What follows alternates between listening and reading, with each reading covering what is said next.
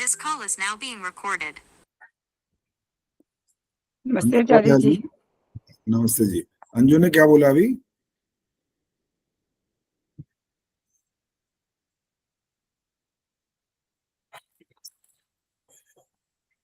आज क्या हो गया, लोग भूल गए क्या? उन्हें धीरे धीरे आज जुड़ रहे हैं। अब तक तो 20-25 तक तो जुड़ चुके होते हैं अब तक। आज तो थोड़े कम ही हैं। आज नमस्ते जी। नमस्ते आचार्य जी। आज नमस्ते जी। आचार्य जी दुबई जा रहे हैं, आपकी यात्रा बहुत शुभ हो। हाँ जी, धन्यवाद जी। बच्चों को हमारा प्यार दीजिएगा। नमस्ते आचार्य जी। हाँ जी, नमस्ते जी। आशा जी से बात करेंगे। आशा जी माइक ऑन करो। हाँ जी, नमस्ते जी। ये बताओ कि जैसे अब आप कुछ दिन पहले से जुड़े हैं इस कार्यक्रम से। हाँ जी। और इस कार्यक्रम का चलते हुए 3 साल हो गए, ये चौथा साल चल रहा है। हाँ जी। आपको कुछ इसमें अनुभव हो रहा है कि ये आप पहले जुड़ जाते तो कैसा होता? हाँ, बहुत अफसोस हो रहा है। पहले तो कि क्यों नहीं जुड़े, मुझे मालूम ही नहीं था। ये सब जानते हैं, मुझे ताली बंधन वाले कई लोग जानते हैं, पर पता ही नहीं था। ये तो उस दिन हम आप जब हमारे समाज में आए तो रोशनी ने कहा कि अच्छा, आप भी जुड़ सकते हो। हाँ, तो मुझे पता ही नहीं था इस चीज का। नहीं, ठीक अफसोस होता है कई चीजों का, तो बहुत अफसोस है कि बिल्कुल लास्ट में आके जब जिंदगी जीने का ढंग आया तो अब शाम ही हो चुकी है। कोई बात नहीं। जब भी बात समझ आ जाए और हाँ व्यक्ति जी। उस काम को करने लग जाए तो ये उसका फिर सौभाग्य बढ़ जाता है। इससे हाँ, उसको लाभ होता ही होता है। मैं वैसे एक सानंद जी हैं आर्य समाज के, मैं सुबह मेडिटेशन के हैं, मैं 3-3.5 साल से उनसे जुड़ी हुई हूँ। अच्छा, सुबह 5 से 6 उनकी क्लास होती है। ठीक है। हाँ, नहीं वो मुझे किसी ने इंट्रोड्यूस कराया था तो मैं जुड़ गई। हाँ, जानता हूँ, मैं भी जानता हूँ, आचार्य सानंद जी हैं। हाँ जी, हाँ जी, हाँ हाँ, जानते हैं जी, बहुत बिल्कुल। बहुत अच्छे से कराते हैं हम पानीपत कभी में। विदेश जाते हैं तो वहां पर भी उनका पता लग जाता है कि वो कभी आए हुए थे यहाँ पर। हाँ जी, हाँ, जी पानीपत में रहते हैं, जो जी। बहुत अच्छा प्रवचन करते हैं। नहीं, बहुत अच्छा लग रहा है मुझे, बल्कि अफसोस होता है कि क्यों ना मैं इससे पहले जुड़ पाई। चलो जी, जो अभी हो गया वो देखिए, तो मुझे कुछ अभी और 1.5 देने। महीना ही, हाँ महीना 1.5 महीना हुआ है शायद मुझे अभी जुड़े हुए। तो कई चीजें मैं देखती हूँ, इतनी विदुषी बहनें बैठी हैं, सब कुछ आता है इन्हें, तो अच्छा है, थोड़ा एक्सपीरियंस ये भी गेन हो जाता है मुझे इनसे बिल्कुल। सुन सुन के। चलो ठीक है बहुत जी, बहुत माइक बंद करिए। हाँ, बहुत बहुत अब धन्यवाद। हाँ, धन्यवाद। हाँ जी, रामधारी जी, आपको अगर आज पढ़ने के लिए बोले तो आप पढ़ लोगे? नहीं जी, क्यों, हिंदी पढ़नी नहीं आती? हिंदी पढ़ नहीं आती है, मेरे से बोला नहीं जाता ठीक से। अच्छा, बोले नहीं जाता इसलिए। हाँ ठीक है, इसलिए पूछ लेना अच्छा है ना। खाम खा में जुर्माना बढ़ जाए फिर क्या फायदा। नहीं, मेरे से बोला नहीं जाता आचार्य जी। हाँ ठीक है, आपने बिल्कुल सही बात कह दी है। अंजू, ये कौन बार बार दिख रहा है भाई? एक बार सामने दिखाओ तो सही, कौन है ये?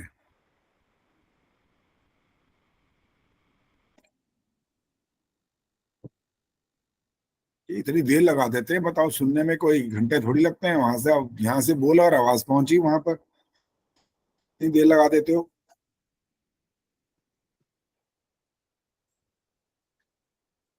आचार्य जी एक बार बोलूं? हाँ बोलो जी, जरूर बोलो।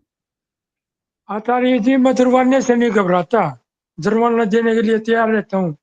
कल भी विद्वान आए थे, मैं वहां गया था, उसको भी थोड़ा बहुत दे के आया हूँ। मैं कभी भी समाज में भी देता रहता हूँ, बहुत बढ़िया। इसलिए से नहीं घबराता आचार्य जी। हाँ नमस्ते जी। जो दान करते हैं ना, वो यूं समझ लो कि अभी एक बीज बो रहे हैं वो, और जब बीज बोते हैं तो उसका फल अवश्य आता है।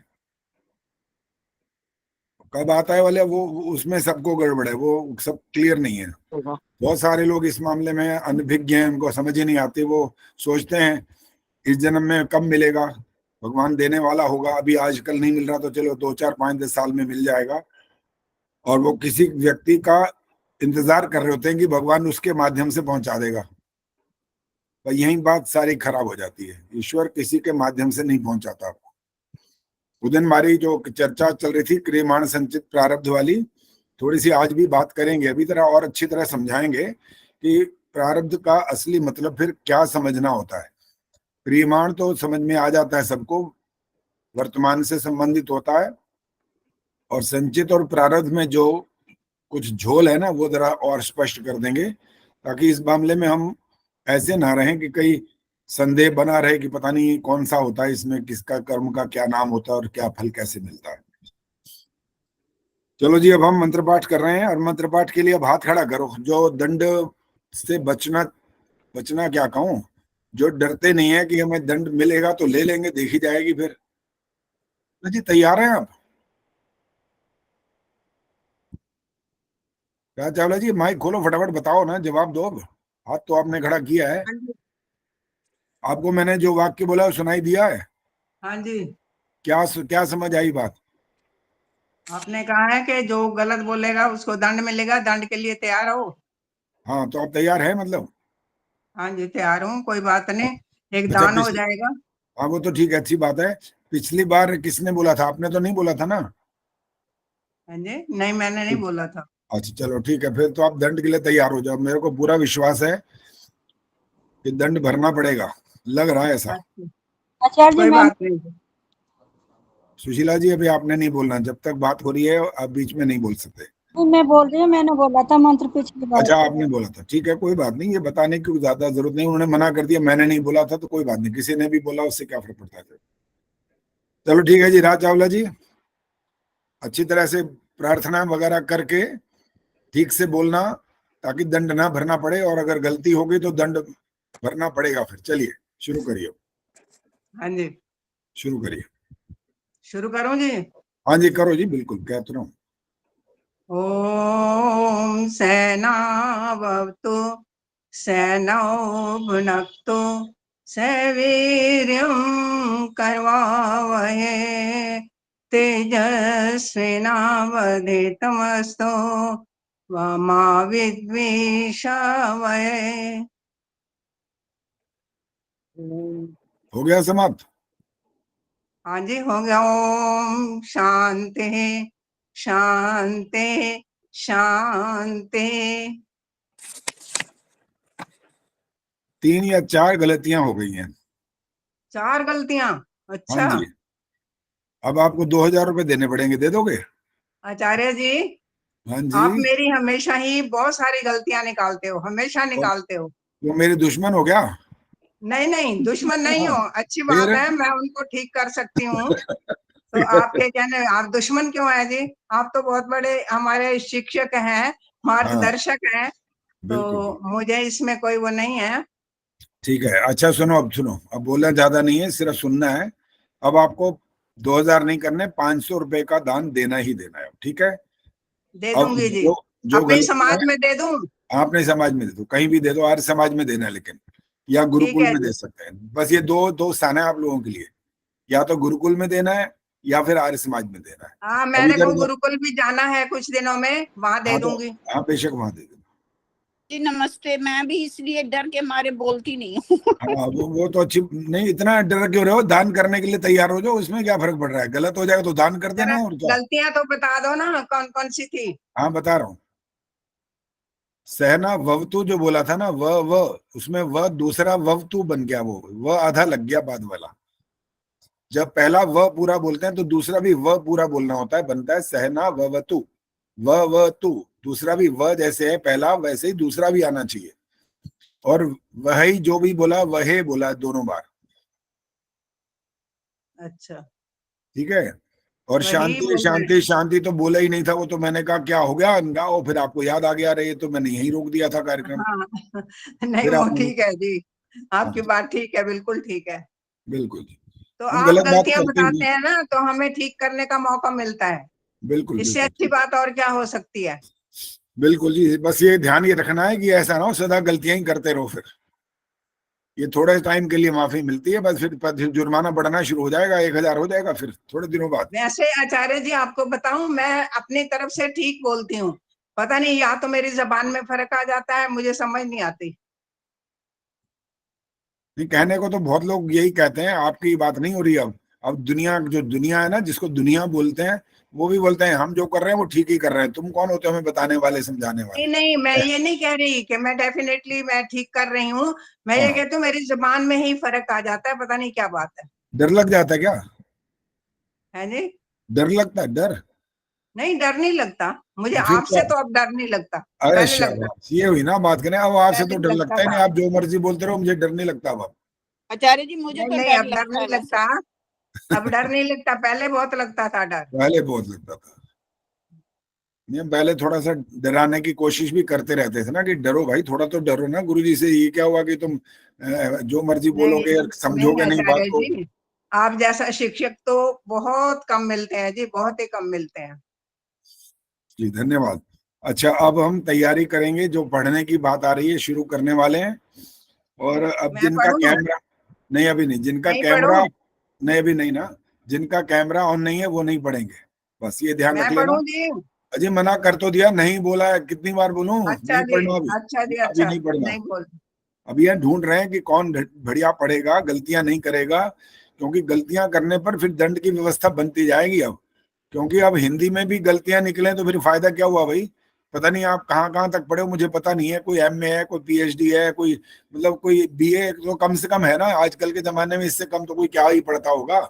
फिर संस्कृत भी पढ़े हैं, इतने सालों से मंत्र पढ़ रहे हैं, हवन कर रहे हैं, संध्या कर रहे हैं, जाप कर रहे हैं, गायत्री को माता बोलते हैं, सब काम करते हो, और फिर भी गलतियां हो तो फिर क्या लाभ हुआ? फिर इसका मतलब उस जाप का, उस गायत्री मंत्र पढ़ने का, संध्या हवन करने का लाभ कहाँ हुआ? फिर तो अर्थ ये निकलेगा कि बस पाठ ही होता रहा है, और सिर्फ पाठ करने से लाभ नहीं होता है कभी भी। भेलिया आएगा, जाल बिछाएगा, दाना डालेगा, चुगना मत, फंसना मत, बोलते रहे, फंस भी गए। फंसने के बाद भी यही बोल रहे, बताओ। इसलिए केवल बोलने से कुछ नहीं होता है, उस पर आचरण करना होता है सबसे पहली बात। चलो जी, अब दिखाई दे रहे हैं काफी सारे लोग, लेकिन फिर भी बहुत सारे बंद हैं अभी भी। चंद्रकांता जी पढ़ेंगी आज। कहाँ जी से चाचा पढ़ना जी, पहले बताइए, पढ़ना कहाँ से है?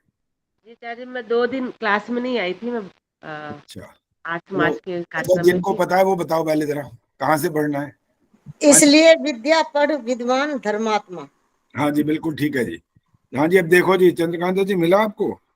नीचे जो आधा आचारः परमो धर्म है ना, इससे 2 लाइन ऊपर है बस, दूसरा ऊपर, दूसरा पैरा है ऊपर की तरफ, देखिए मिला?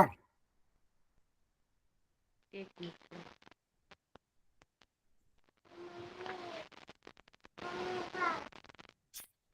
तीसरा चौथा पेज ये भी तो, अगर हाँ बड़े जी, वाला सत्यार्थ प्रकाश है तो 1 2 3 चौथे पेज पर है, छोटा है तो 5वें आचार्य जी, 6वें पेज। सबका सत्यार्थ प्रकाश आपके सत्यार्थ मिल प्रकाश गया। जैसा नहीं है, तो मैंने 13वां यही बोला, श्लोक तक हो चुका है, 14वें से पढ़ेंगे। मैंने यही बोला ना। चलो 14वां जो है, जो जी अर्थ जहाँ लिखा है 14वां, मिला जी? जी, मिल गया मिल गया हाँ मिल जी, गया। चलिए शुरू करिए अब। जी, 14वां पढ़ना है। हाँ जी। इसलिए विद्या पढ़ विद्वान धर्मात्मा होकर निवेरता से सब प्राणियों के कल्याण का उपदेश करें, और उपदेश में वाणी मधुर और कोमल बोले। जो सत्य उपदेश में धर्म की वृद्धि और अधर्म का नाश करते हैं, वे पुरुष धन्य हैं। हाँ जी, रुक जाइए अभी। एक तो आपने कल्याण का उपदेश करें बोला, ठीक है, और आगे वाले में बोला कोमल बोले।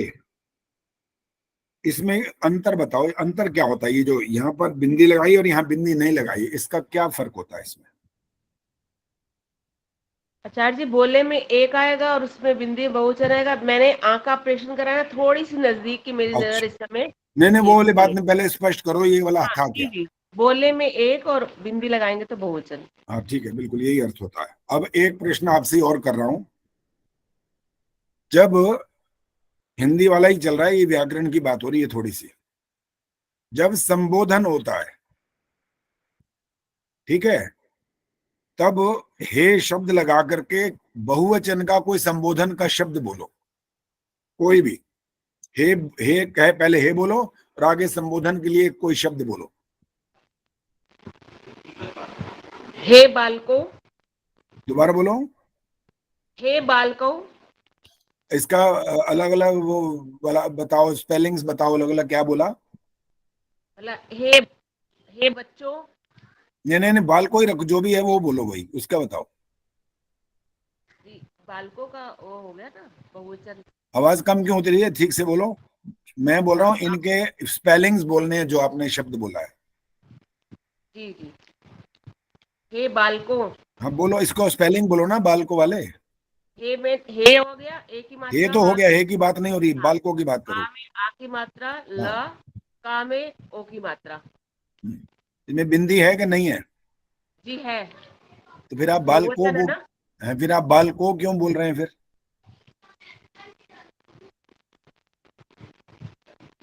अब आपसे बात अभी बंद हो रही है, किसी और से शुरू हो रही है। गायत्री गुप्ता जी माइक ऑन करो। हे शब्द वही रखना है और शब्द बदलना है, संबोधन करो कोई।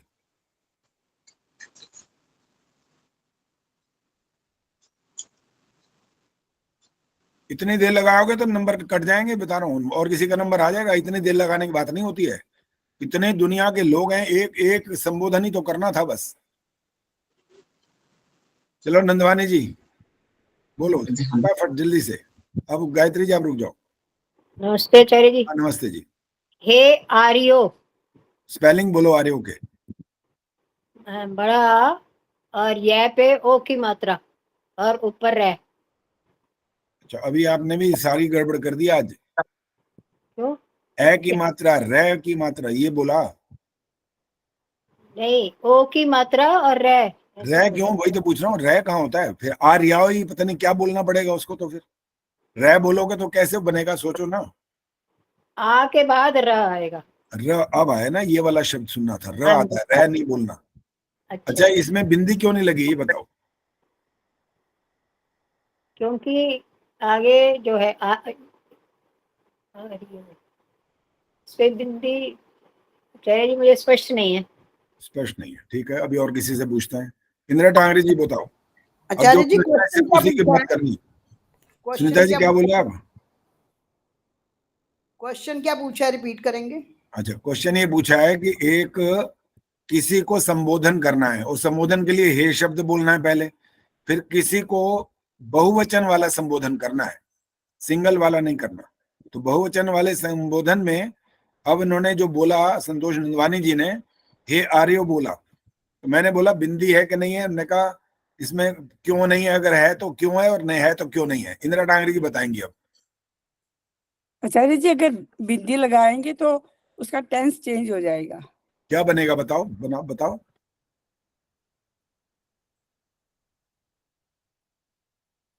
आर्यों ने आ, वेदों को बहुत फैलाया ऐसे करके। अब मैं एकदम से मैं बना नहीं पा रही, पर मुझे ऐसा कोई बात लगता नहीं, है कि मैं पूछ रहा हूं, मैंने हे आर्यों में बिंदी क्यों नहीं है, इसका जवाब क्या है?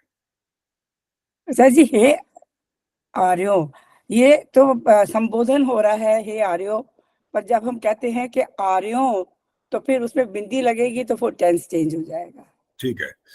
और कमाल की बात यह है कि हमारे देश के प्रधानमंत्री जी भी बिंदी लगा के ही बोल रहे होते हैं, और जो गलत होता है वो ठीक नहीं है। और इसको समझने का तरीका ये होता है कि कर्ता ने कर्म को करण से संप्रदान के लिए अपादान से संबंध का की रारेनी नानेनी अधिकरण में पर यहां तक सब में बिंदी लगेगी, सब में। बहुवचन में बिंदी लगेगी, हर एक में लगेगी, लेकिन संबोधन में नहीं लगती है बस। लेकिन किसी को ये समझ आती नहीं है, वो हर एक में बिंदी लगा के ही बोलते हैं। वो संबोधन में भी बिंदी लगाते हैं और वो गलत है, वो नहीं लगनी चाहिए। हे मनुष्यों, मनुष्यों नहीं, मनुष्यों ने जैसे आपने आगे वाक्य ने करके बोल दिया, को, के लिए, से, पर, ये सब बनते जाएंगे बिंदी लगने पर। ये सारे अधिकरण तक सब में बिंदी है, लेकिन संबोधन में बिंदी नहीं होनी चाहिए, ये अशुद्ध हो जाता है। और चंद्रकांता जी ने जो बिंदी वाली बात बोली और उसके बाद बिना बिंदी वाली बात बोली, वो बिल्कुल ठीक उत्तर दिया। करें जब शब्द आया तो वो बहुवचन था, एक के लिए नहीं कहा गया, और चले या बने या गिरे वो एक वचन के लिए हो गया। चलिए, बिल्कुल ठीक है जी चंद्रकांत जी, अब आगे चलिए जी। नित्य स्नान, वस्त्र, अन्न, पान, स्थान सब शुद्ध रखें, क्योंकि इनके शुद्ध होने से चित्त की शुद्धि और आरोग्यता प्राप्त होकर पुरुषार्थ बढ़ता है। शौच उतना करना योग्य है कि जितने से मल दुर्गंध दूर हो जावे। आपकी आवाज बार बार बदल क्यों रही है? कभी कम हो जाती है, कभी ज्यादा आती है, क्या कोई? अच्छा अच्छा, तो पुस्तक की ओर देखते हैं तो हो सकता है हो जा रही हो। पुस्तक को ऐसे आप रख लो, ध्यान अपने रखेंगे। अपने सामने रख लो ना, ऐसे ऐसे रख के, ताकि माइक के सामने रहेगा तो ठीक हो जाएगा। अभी आगे पढ़ना नहीं है, अभी पढ़ना नहीं है। राजश्री पटेल जी, ये भाई कैमरे ऑन रखो ना, फिर बार बार देखना पड़ता है, पता नहीं आप बैठे हो कि नहीं बैठे हो, कहीं और चले गए हो। कैमरे सब ऑन। राजश्री पटेल जी, अभी जो ये पढ़ा गया है, ये वाला पैराग्राफ। हाँ जी, नमस्ते आचार्य जी। नमस्ते जी। इसके दोबारा पढ़ते हुए समझाओ, ये कहा क्या गया इसके अंदर। दोबारा छोटा छोटा पढ़ते जाओ और समझाते जाओ, क्या मतलब निकला। 1 मिनट आचार्य जी। आप पढ़ नहीं रहे थे, इसका मतलब अभी? जरा रसोई में थी आचार्य जी। चलिए ठीक है, आपका समय समाप्त हो गया। जैसे वो नहीं, नहीं, ABC में होता है ना, वो घड़ी टिक टिक निकाल दिया टिक है करती आचार्य रहती है। जी, हाँ, निकाल दिया है मैंने। निकाल दिया? तो समझाओ सब, फिर जल्दी बताओ।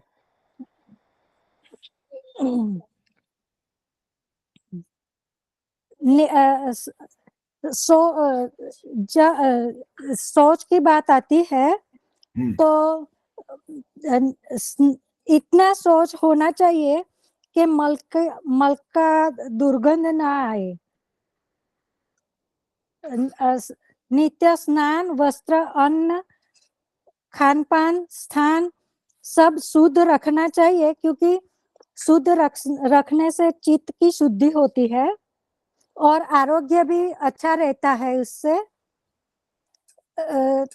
प्राप्त होकर पुरुषार्थ आरोग्य प्राप्त होता है तो हमारा पुरुषार्थ करने की ताकत भी बढ़ जाती है। लेकिन सोच इतना करना चाहिए, ऐसा महर्षि बताते हैं कि मल की दुर्गंध ना आए, इतना सोच रखना चाहिए, इतनी शुद्धि रखनी अभी चाहिए। जो अर्थ आप निकाल रहे हो वो अर्थ यहाँ नहीं है, क्योंकि आपने जब जो जिस तरह से वाक्य बोला उससे ये अर्थ नहीं निकलता, कुछ और निकलता है। अब आपने नहीं बोलना, बस अब रुक जाइए। अभी देख रहा हूँ। हाँ जी, नीलिमा जी, समझ आया? तो ये वाला अंतिम, अब पहले वाला जो आधा वाक्य है वो छोड़ दो, उसके बाद अंत वाला वाक्य को समझाओ। शौच वाला?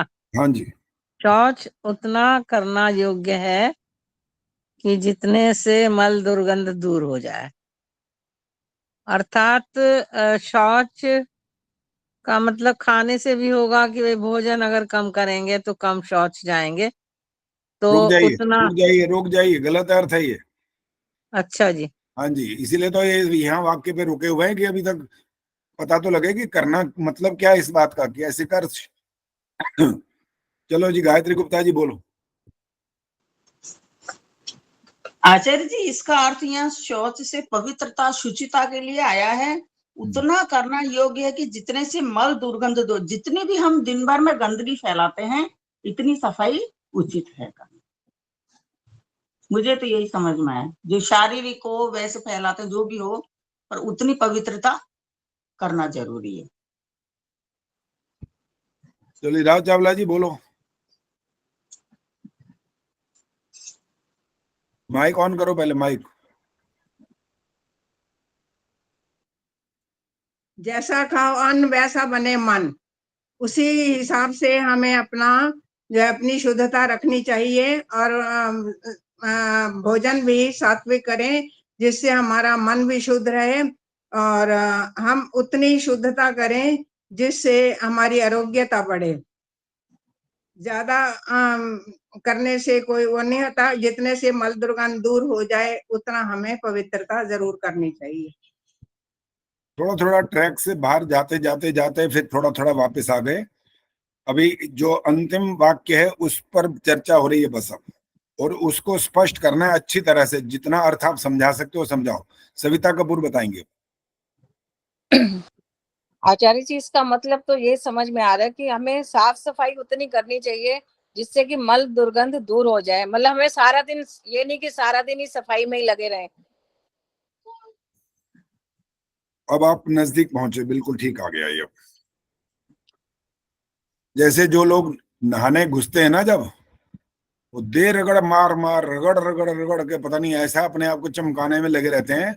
वो सोचते हैं भाई आज इस वक्त ऐसा बन जाऊं कि सारी दुनिया मेरे शक्ल देखे कि भाई ये खूब अच्छी तरह नहा, बिल्कुल शुद्ध पवित्र होकर के बाहर निकल आया है। ये ऐसा नहीं करना। आपने बोला ना उतना करना ठीक है, पर्याप्त है, जितना आवश्यक है। ये मल दुर्गंध, मैल ना रहे, शरीर भी साफ रहे और दुर्गंध ना आए, उसके लिए आप किसी भी चीज का जो प्रयोग करते हैं, पहले तो गाची मिट्टी से नहाते थे लोग, साबुन का। आज के बाद तो आजकल पता नहीं दुनिया भर के क्या क्या आ गए, शैम्पू, और उसके बगैर तो कोई हिलता ही नहीं आजकल। लेकिन मैं तो कभी नहीं नहाता शैम्पू में, सिर्फ साबुन का इस्तेमाल कर लेते हैं। क्या हो, जिससे कोई अगर कहीं छोटा मोटा ऐसा कभी कभी कुछ चिपक जाता है ना, ऐसा लगता है, तो उससे वो उतर जाता है वो पदार्थ, उसका मैल खड़ा नहीं रहता। साबुन ये वाला काम कर देता है। तो हम इस प्रकार का प्रयास करें कि मल ना रहे, मैले ना रहे कहीं से, शरीर साफ सुथरा दिखे और दुर्गंध ना आए। ये इस शौच का मतलब लेट्रिन नहीं है यहाँ पर, लेकिन ये थोड़ा थोड़ा प्रयास किया कि हम ऐसा खाएंगे तो ऐसा हो जाएगा, वैसा संबंध नहीं यहाँ पर। शौच का मतलब पवित्रता से है। वो कैसी है? शारीरिक पवित्रता की बात मुख्य रूप से हो रही है यहाँ पर। और जो पीछे और जो इस वाक्य को जहां से शुरुआत हुई थी, नित्य के बाद सारी बात नित्य से चल रही है। नित्य स्नान, वस्त्र, अन्न, पान, स्थान सारे शुद्ध होने चाहिए। कब कब होने चाहिए? हर रोज। नित्य आ गया ये पहला शब्द, प्रतिदिन का ये ध्यान रखना है। ये नहीं कि एक हफ्ते के बाद नहाएंगे। सर्दियां आ जाती हैं तो फिर थोड़ा सा आलस्य वो करना शुरू कर देते हैं लोग। भैया माइक बंद कर दिया करो ना अपना, मोबाइल आता है तो भैया आवाज आने लग जाती है। अब इनके जो जो नाम गिनाए गए, इनके शुद्ध होने से क्या होता है? जो चित्त की जो शुद्धि हो जाती है। ये कैसे होती है? आपका स्नान, वस्त्र, अन्न, पान, स्थान, ये सब शुद्ध रखेंगे तो आपके चित्त की होगी शुद्धि और आरोग्यता।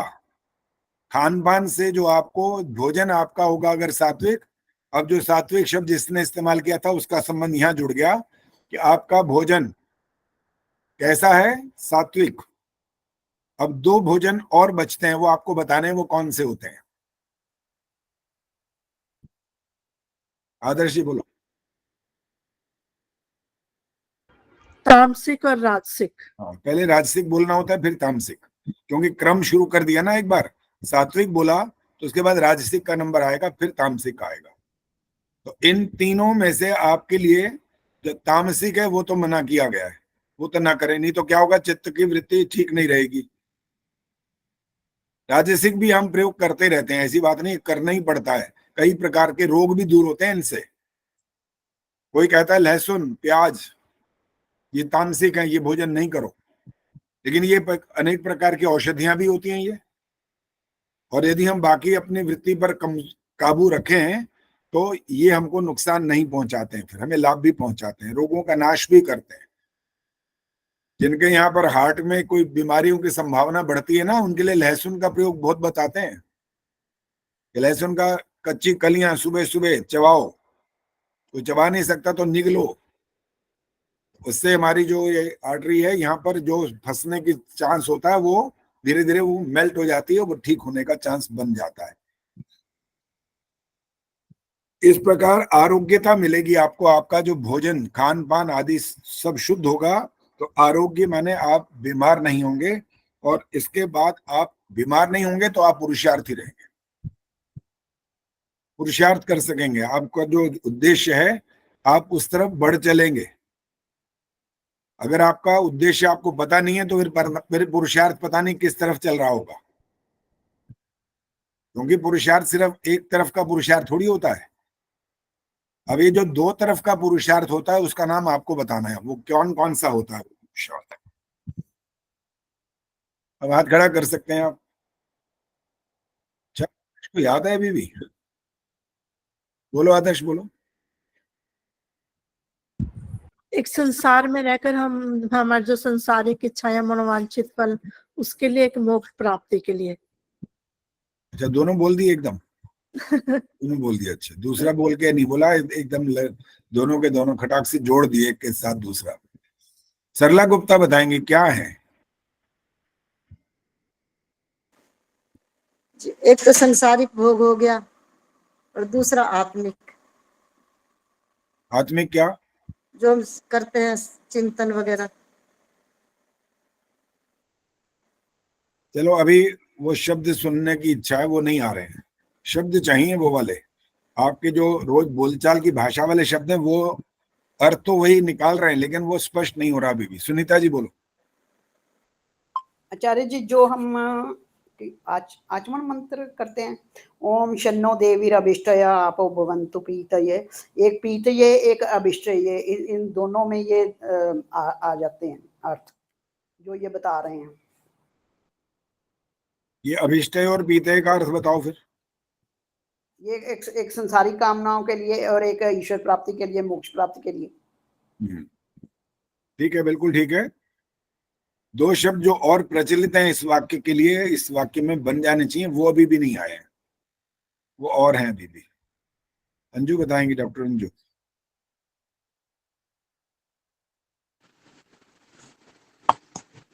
आचार्य जी, मुझे तो यही समझ आ रहा है, एक आत्मिक उन्नति और ये जो बने बनाए हमारे शब्द हैं वो नहीं चाहिए ना, वो तो बोल चुके, वो सांसारिक उन्नति आध्यात्मिक उन्नति बोल चुके, वो शब्द चाहिए। दो शब्द हैं, वो बहुत अच्छे शब्द हैं, और वो आपका इस बात के लिए पूरे अपनी बात को कहने का और प्रेमार्ग, श्रेय और प्रेमार्ग, श्रेय और प्रेमार्ग, बिल्कुल यही शब्द है, यही शब्द है। श्रेय मार्ग और प्रेमार्ग, पुरुषार्थ जब आप करते हैं ना, तो आप श्रेय मार्ग के लिए जब करते हैं वो सांसारिक होता है, और प्रेम मार्ग के लिए जब आप करते हैं वो आध्यात्मिक हो जाता है, जिसको आप मोक्ष आदि का तरफ बढ़ना कहेंगे, वो उसके साथ संबंध रखता है। आचार्य जी, ये उल्टा नहीं हो गया? कैसे? श्रेय माने श्रेय मुक्ति के लिए। अच्छा, श्रेय माने, अच्छा मैंने उल्टा, हो सकता है उल्टा। श्रेय माने मुक्ति वाला और प्रेम माने सांसारिक। हाँ ठीक है, उल्टा बोल गया। प्रेम माने प्रिय लगने वाला सांसारिक, श्रेय माने जो हमें अध्यात्म की ओर ले जाएगा। हाँ जी, पद्मा चावला जी क्या बोलना चाहती हैं, फिर निर्मला देवी से बात करेंगे। आचार्य जी, मैं भी यही बता रही थी, श्रेय और प्रेम, की प्रेय जो सांसारिक। ठीक है, काफी है, संक्षिप्त बोलना है। जब बात हो जाए दोबारा उसको दोहराने का लाभ नहीं होता। हाँ जी, निर्मला देवी जी क्या कह रही हैं? सकाम कर्म और निष्काम कर्म। दोबारा बोलो। सकाम कर्म और निष्काम कर्म। पहला क्या बोला?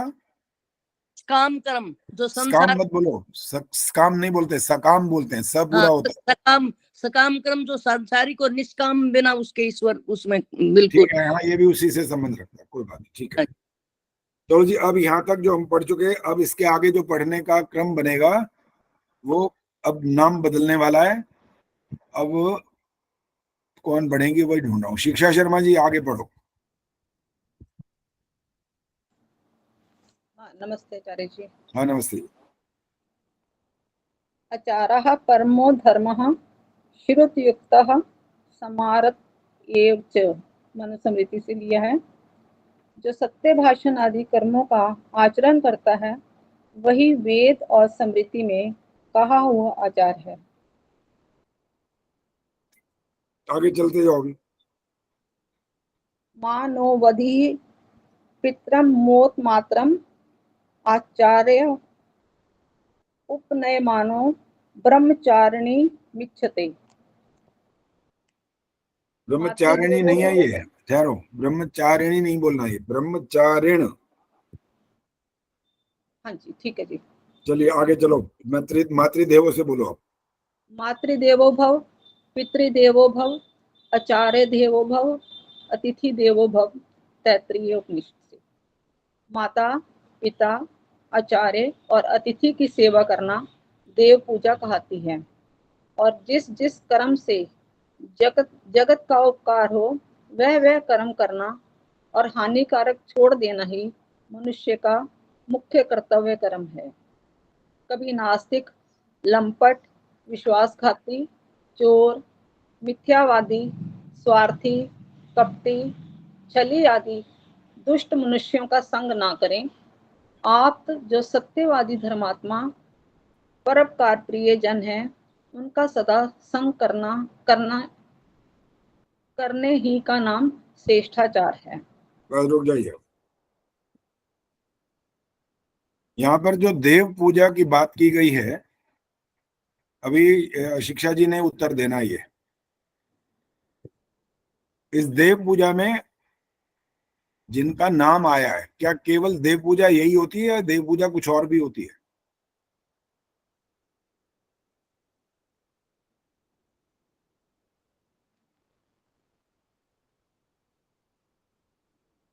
पढ़ लो, दोबारा पढ़ो, वाक्य कोई बात नहीं, दोबारा पढ़ सकते हो।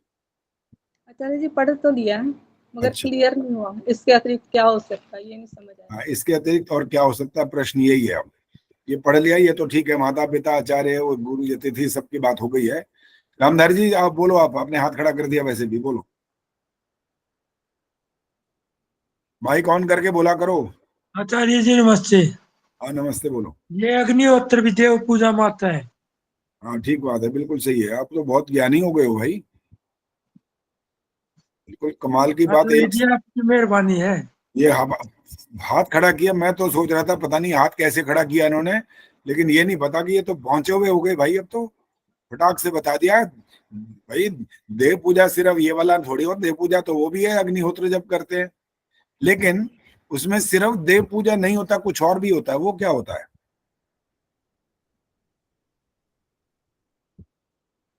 देव पूजा, दान, संगतिकरण। शिक्षा जी अभी बोलना नहीं था, जिनसे प्रश्न किया था उनका उत्तर चाहिए था पहले। हाँ ठीक है, उत्तर आपका ठीक है, लेकिन जिससे बात हो रही हो ना, तो दूसरा पहले उस समय मौन रहे, फिर वो हाथ खड़ा करे, फिर उत्तर देना होता है। रामधारी जी समझ आ गया? अब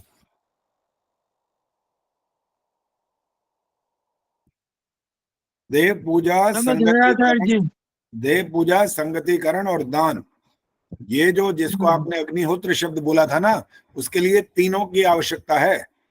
हाँ जी। अगर वो तीनों नहीं है तो आपका देव पूजा नहीं हो पाएगी। वो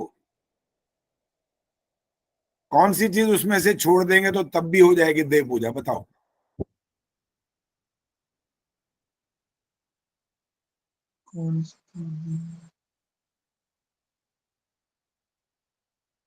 आचार्य जी मेरा ख्याल है मुश्किल है छोड़नी। अच्छा, मुश्किल तो नहीं है, बिल्कुल हो सकता है, तब भी हो सकता है। मेरे को ये पता नहीं जी, मैं छोड़ता नहीं।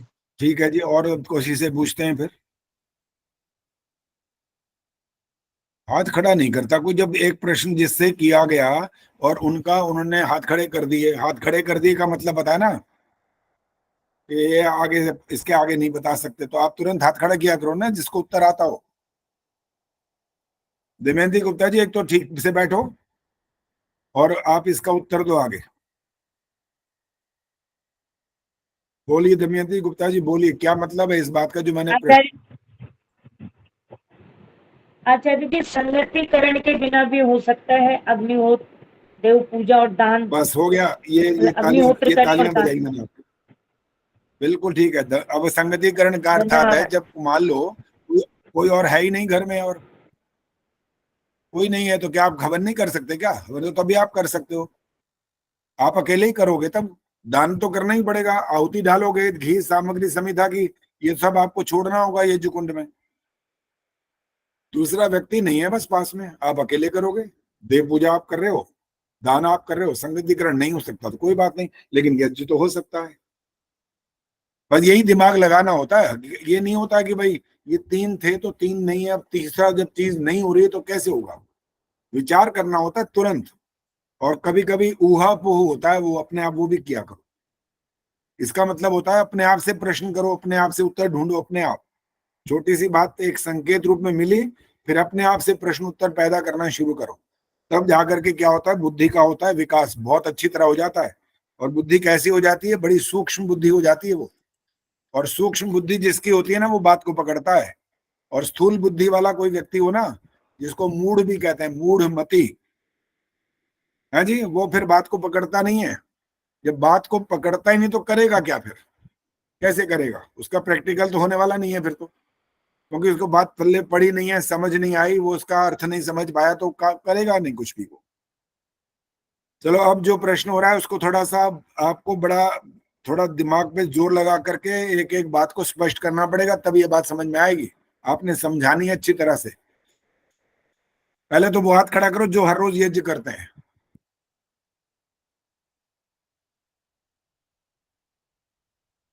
पांच छह सात आठ लोग ही हैं बस। चलो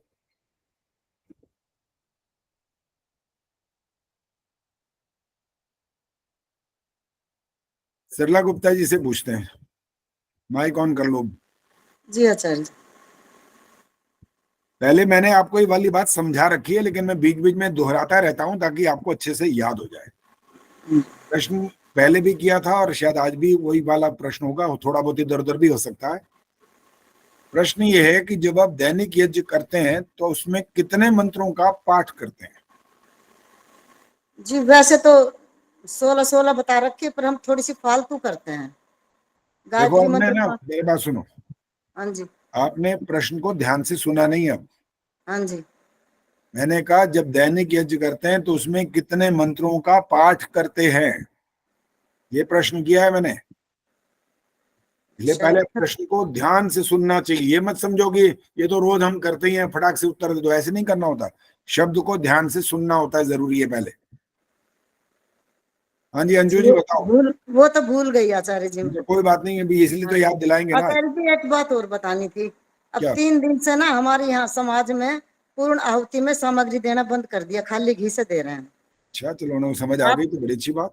मंत्री जी को आपकी कैसेट जैसे भेज देती हूँ मैं सुनने के लिए, हाँ, तो वे कहते जी पूर्ण आहुति पे सामग्री ना दे तो मत जी मैं तो चाहती हूँ, पर जिद नहीं करी मैंने, तो अच्छा कहते बंद कर देंगे। चलो तो ठीक 3 है। दिन से बंद कर दिया। चलो बहुत बढ़िया जी।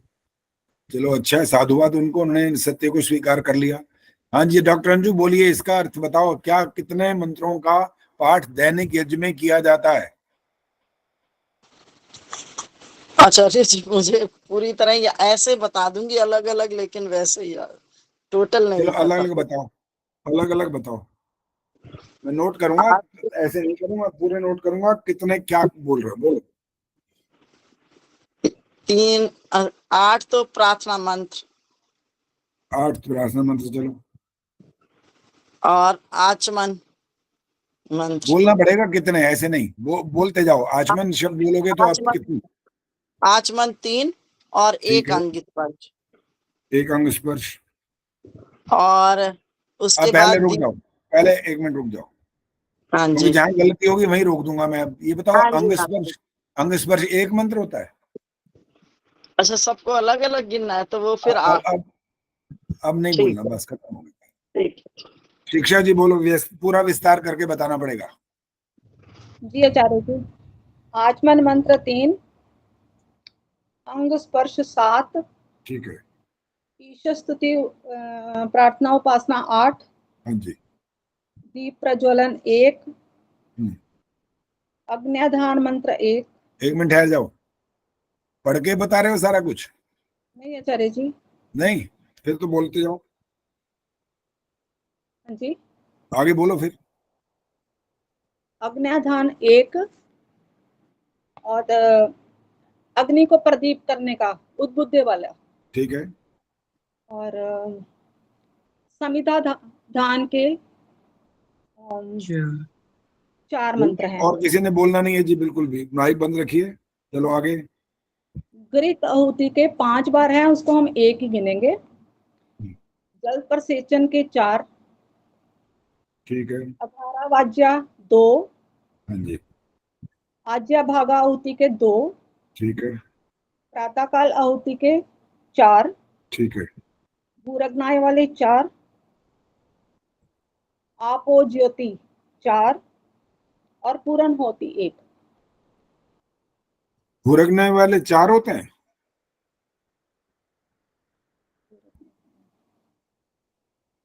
जी भूरग्नाय वाले 4 आचार्य जी, फिर आपो ज्योति वाले 4। अच्छा, ये वाले बोले आपने 4 और 4 ऐसे?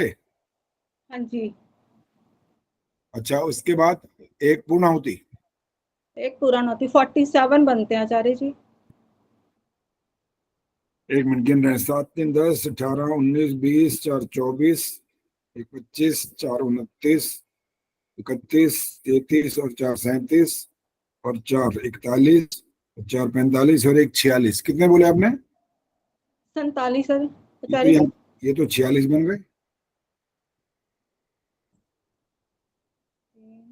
देखो 3 वहां से गिन रहे हैं। 3 पहले आपने बोले, 7 फिर बोले 10 8 18, एक पहले दीप प्रज्वलन वाला 19, एक वो आपने बोला उद्बुद्धि स्वाग ने 20, फिर आगे 4।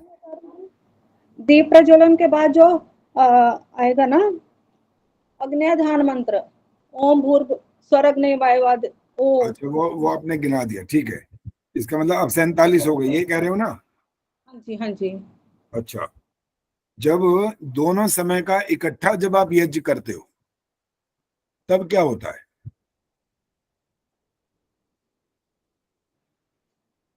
क्योंकि ज्यादातर लोग ऐसे ही हैं जो एक ही समय में दोनों समय का करते हैं। शाम वाले तो पता नहीं विरला ही होगा कोई जो जिसको दुनिया भर का सारे काम उसके निपट गए होंगे, वो सोच रहा होगा चलो भाई शाम को भी मैं बैठ के कर सकता हूँ, मुझे जाना नहीं, कहीं आना नहीं, सुबह भी वो कर सकता होगा। तो वो अलग अलग करते होंगे, अलग बात है। अब जो एक समय में दोनों समय का करते हैं वो उसकी व्यवस्था क्या है? आचार्य जी मैं बोलती हूँ। हाँ बोलो, बिल्कुल बोलो। हाँ जी, ये हाँ बोलो। हाँ जी। अभी वो आपो ज्योति वाले सारे करके हाँ फिर उसके बाद वो 4 जो शुरू में आती हैं, अग्नाय, हाँ सोमाय, ठीक है, सोमाय प्रजापते इंद्राय और इंद्राय इंद्राय करके फिर ठीक है। अग्नि ज्योति। अच्छा, 4 मंत्र। हाँ जी। और उसके बाद उसके बाद आचार्य जी फिर हम तो पूरे वाला करते हैं, वैसे किसी किसी हवन मंत्र में सिर्फ आपो तक ही किया है। पता नहीं इसमें सही क्या है। जैसे सूर्य ज्योति के बाद सारा बोला है, ऐसे ही वो 4 से शुरू करके फिर अग्नि ज्योति करके फिर पूरा दोबारा वही बोलते हैं। पूरे का मतलब कितने? 4 मंत्र, 5 मंत्र, 8 मंत्र, क्या? अग्निर के 4, भूरग्नय के 4 और आपो वाले ये 4। अच्छा, तो ये 12 और जोड़ दें, मतलब ये हुआ 12। आचार्य जी पहले भी तो 4 हुए ना। अभी आपने 4 बोले अग्नि ज्योति वाले। नहीं, पहले अग्नि सोमाय इंद्राय प्रजापति, ये बोले 4 ही हो गए। 4 अग्नि ज्योति वाले। हाँ जी। इसके बाद क्या है आगे बोलो। 4 फिर भूरग्नय वाले आ गए, हाँ, फिर 4 आपो वाले आ गए, ये 16 हो गए। 16 हो गए। तो पहले 47 थे ना, हाँ जी, और ये 16 और जोड़ दें। हाँ जी, मेरे हिसाब से तो 16 है। आपके हिसाब से 63 बन गए ये टोटल मिला के, 16 और जुड़ गए ना। जी। अब यदि हम मंत्र पाठ की जब बात करेंगे तो आपने अयंत इदमात्मा को जैसे एक मंत्र कहा, एक मंत्र कहा ना, लेकिन मंत्र पाठ में तो 5 बार हम मंत्र पाठ कर रहे हैं ना वहां तो। आचार्य जी जैसे वो शन्नो देवी का हम संध्या में एक ही बार गिनते हैं ना, एक ही मंत्र 2 जगह पे आया, तो इसका जब भी आपने पहले कैलकुलेशन करवाया था, हाँ, तो इसको बोलना यही था एक ही मंत्र है, 5 बार बोलना है, मगर इसको एक मंत्र मान के ही मैंने जो वो कोई बात कैलकुलेशन नहीं, मतलब हमारे को स्पष्ट होना चाहिए कि हम ये 5 इनको 5 बार बोलेंगे तो 5 बार बोलने का समय सीमा बढ़ेगी ना, 5 बार ही बोलना पड़ेगा वहां पर, ठीक है। और जो एक मंत्र आपने और भी कहा था, कौन सी कहा था वो? बस यही था मेरे ख्याल है ना। हाँ जी, कि इसको हम एक वाला मंत्र भी नहीं, हाँ पूर्णाहुति भी आपने बोला, एक बोला वो बोला। हाँ जी, पूर्णाहुति वाला भी 3 करेंगे, उसको भी 3 बार जब आहुति भी डालते हैं 3 बार बोलते भी हैं, तो उसको भी 3 की गिनता में ले आएंगे। ठीक आचार्य जी। ठीक है जी। तो इस प्रकार से एक तो क्रम हमको समझ में आना चाहिए, क्रम हमारा ठीक रहे। जैसे आपने क्रम बिल्कुल ठीक शुरू किया, सबसे पहले आचमन था, फिर अंग स्पर्श था, फिर ईश्वर स्तुति प्रार्थना उपासना के मंत्र थे, फिर आपने कहा कि दीप प्रज्वलन करेंगे, अग्न्याधान करेंगे, समिधाधान एक और आएगा उद्बुद्ध स्वाग्ने वाला, और फिर आपके 4 मंत्रों से 3 आहुतियां होंगी समिधा की, और फिर 5 बार अहिंता महात्मा और सूर्य ज्योति वाले मंत्र, फिर आघारा वाज्य भागवती और 4 सूर्य ज्योति वाले, और 8 मंत्र अग्निनय सुपथा राय तक ये, और उसके बाद फिर सायंकाल वाले यहाँ से ओम अग्नय स्वाहा सोमाय स्वाहा फिर यहाँ से शुरू होंगे, और वो भी पूरे के पूरे जैसे ये चल रहे थे चलेंगे, और अंत में पूर्णाहुति यहाँ पर 3 बार जो बोली जाएगी, वो पहले वाले 3 यहाँ से हट जाएंगे, वो अंत में वहां पर जोड़े जाएंगे। बस ये हमारा दैनिक यज्ञ का कार्यक्रम इस प्रकार से होना चाहिए।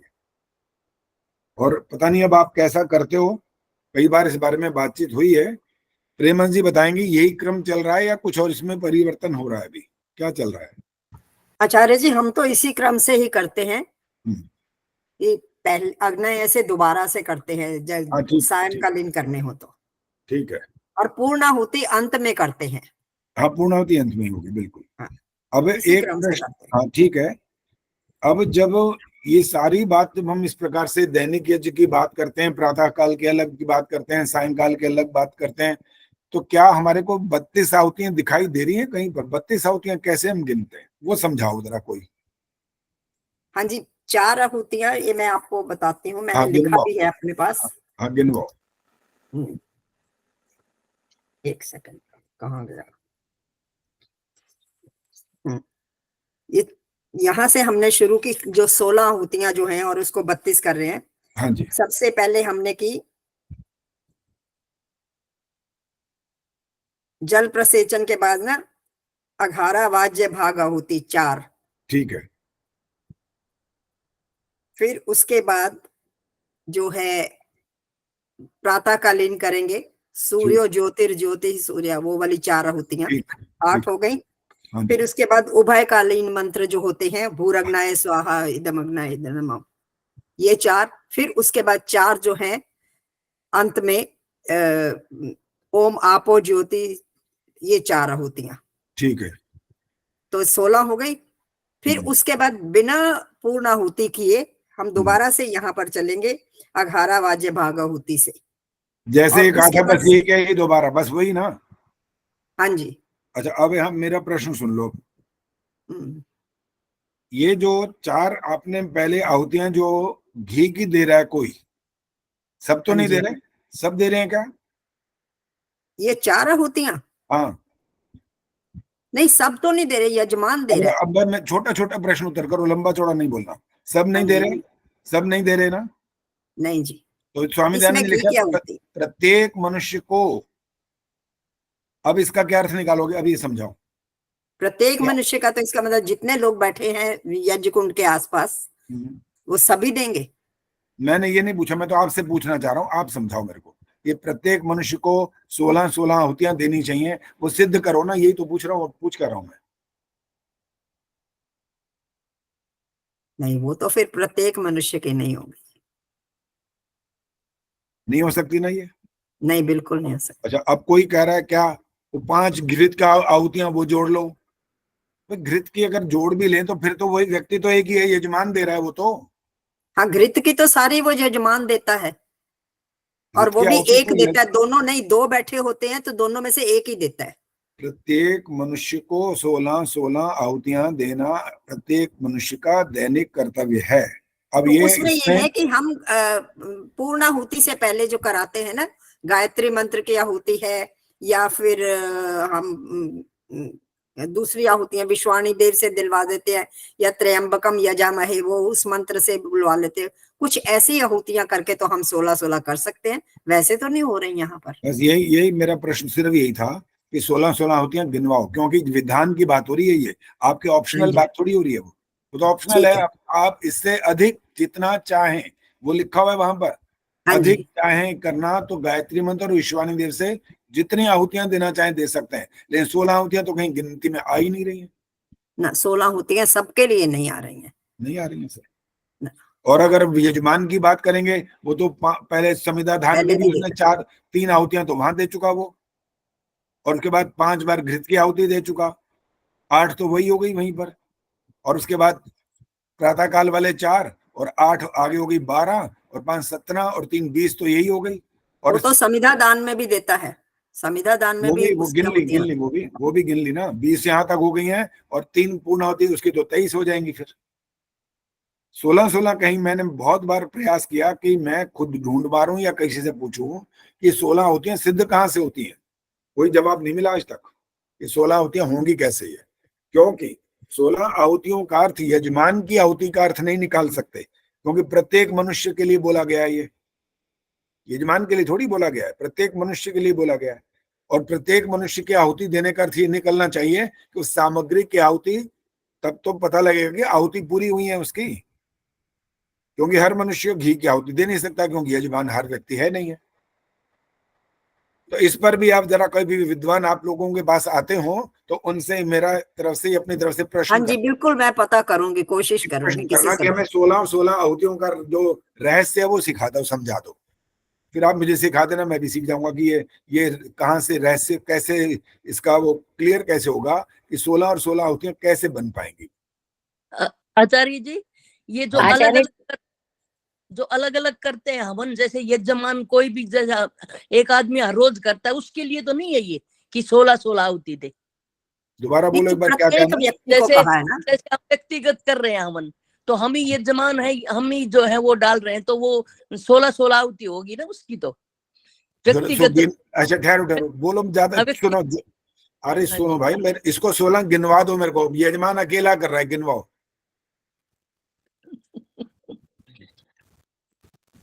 तुक्के से काम नहीं चलाना ना, बात को बिल्कुल तह तक जाना है, समझना है असल में, तुक्का थोड़ी मारना है।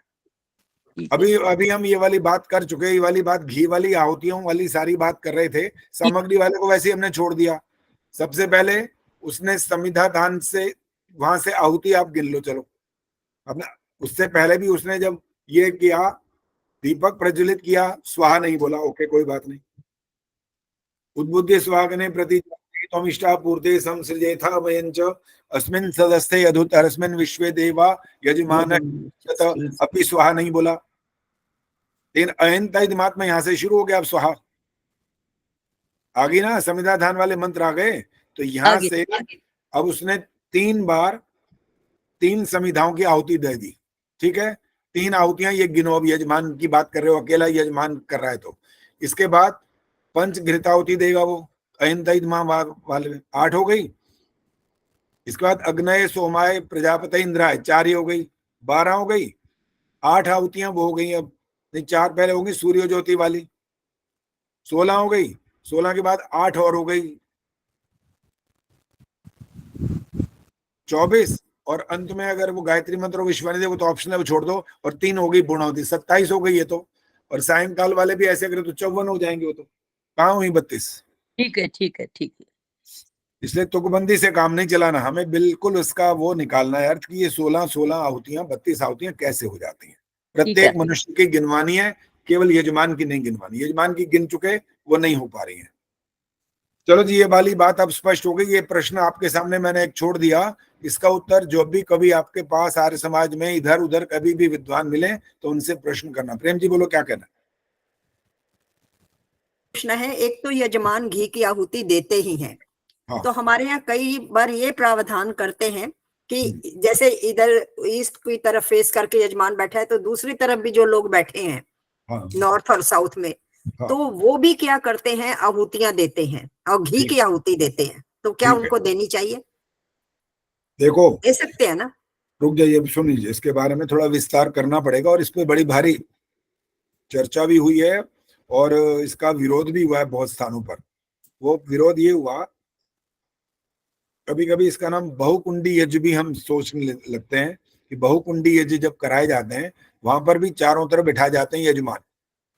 उद्देश्य होता है कि अधिक से अधिक लोग यजमान बने, और फिर उसके बाद एक पक्ष इसमें ये वाला निकल के आ जाता है कि जब सब यजमान बनेंगे तो दान दक्षिणा भी करेंगे वो। ये भी एक थोड़ा सा बीच में रह जाता है कहीं पे। हाँ जी, माइक बंद रखो भाई।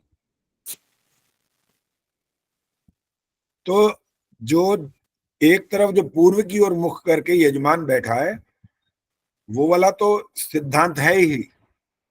अब बाकी रही बात कि वहां किसी बात का प्रमाण हमारे सामने मिलता नहीं है हमें कि दक्षिण में, पश्चिम में, उत्तर में बैठ करके वो यजमान के रूप में बैठ सकता है और घृत की आहुति डाल सकता है।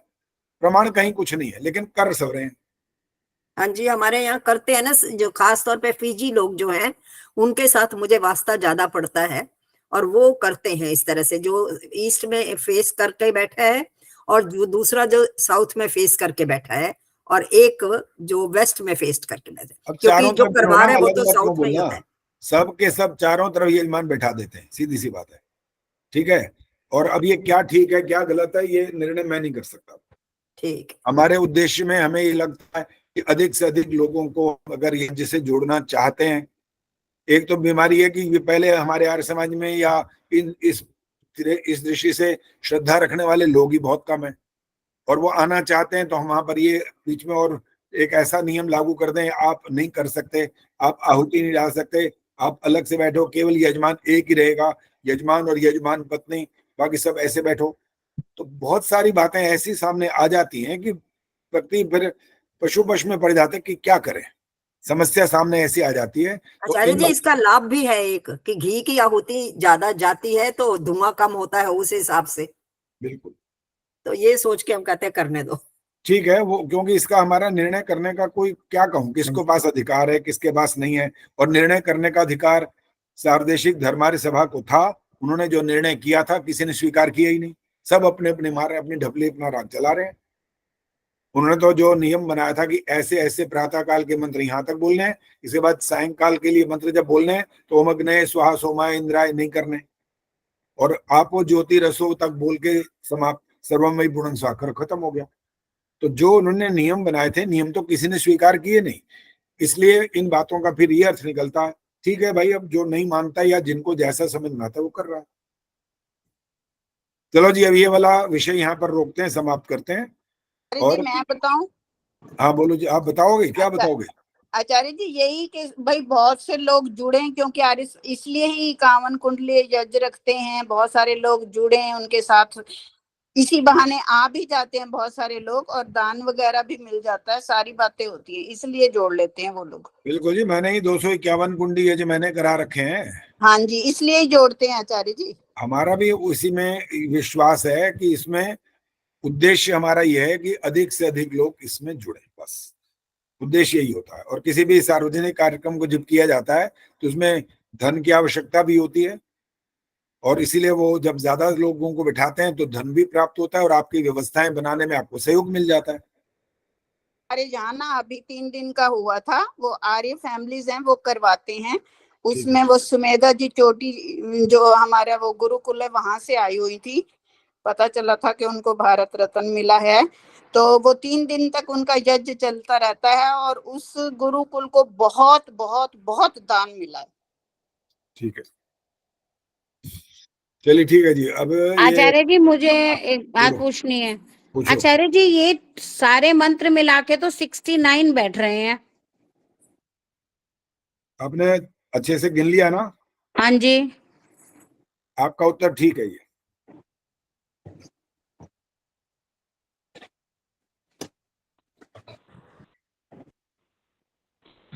आचार्य जी एक प्रश्न, प्रातःकालीन जो मंत्रों का उच्चारण करके आहुतियां डाली गई थी, घृत की आहुति ओम अग्नय से, इसी प्रकार से सायंकाल भी अग्नय से दोबारा सब कुछ वैसा का वैसा ही होगा, और पूर्णाहुति केवल अंत में होगी, सायंकालीन सारे मंत्रों के बाद, तब वो 69 बन जाते हैं। बिल्कुल ठीक है ये। आचार्य जी एक प्रश्न पूछ लूं? पूछो जी। आचार्य जी एक प्रश्न मुझे एक मिनट, अभी एक बात इनको खत्म करने दो, बोलो जी। ये जब हम दैनिक यज्ञ करते हैं तो सिर्फ अग्नि ज्योतिर जी 4 मंत्र बोल सकते हैं सिर्फ? श्याम की आहुति एक साथ दें तो मतलब अग्नि ज्योति के जो श्याम की आहुति सिर्फ 4 मंत्र बोल दें। इसके आगे क्या करते हो फिर? उसके आगे जो है ये, उसके बाद फिर भूरग्नयम करते हैं, फिर मंत्र ये बोलते हैं, जैसे सुबह के बोल लिए सूर्य ज्योति, फिर अग्नि ज्योति, फिर प्राणायाम स्वाहा, ये बोलते हैं। ऐसा कर सकते हैं?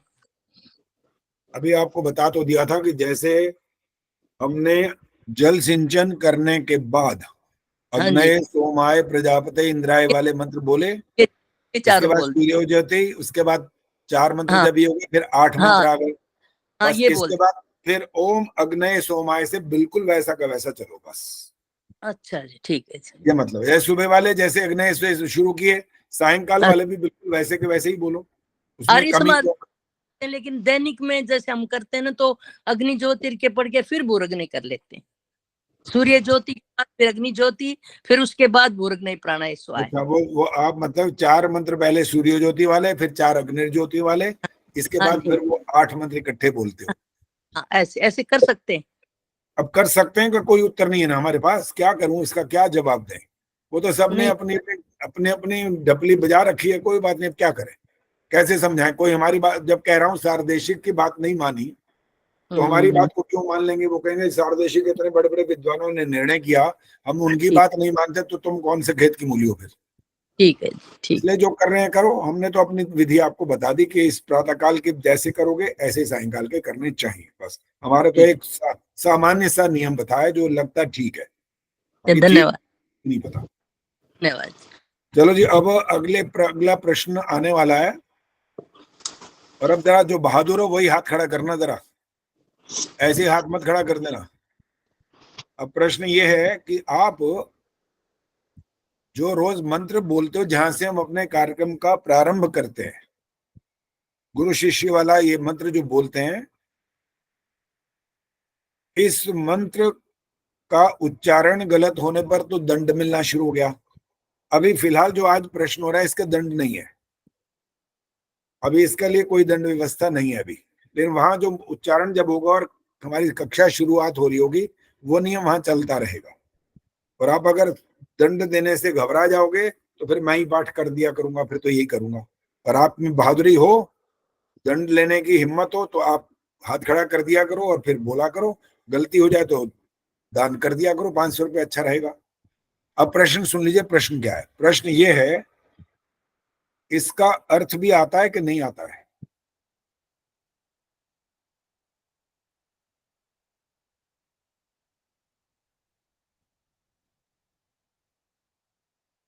हाँ जी, कोई बहादुर निकला नहीं अभी तक, सब ऐसे ही बैठे हैं, किसी ने हाथ नहीं खड़ा किया। अच्छा, आदर्श ने हाथ खड़ा कर दिया भाई।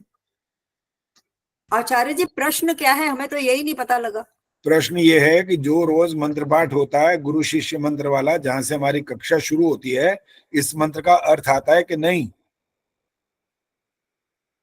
आदर्श ने प्रश्न समझ लिया ना? एक एक शब्द का अर्थ पूछना है, सोच लो।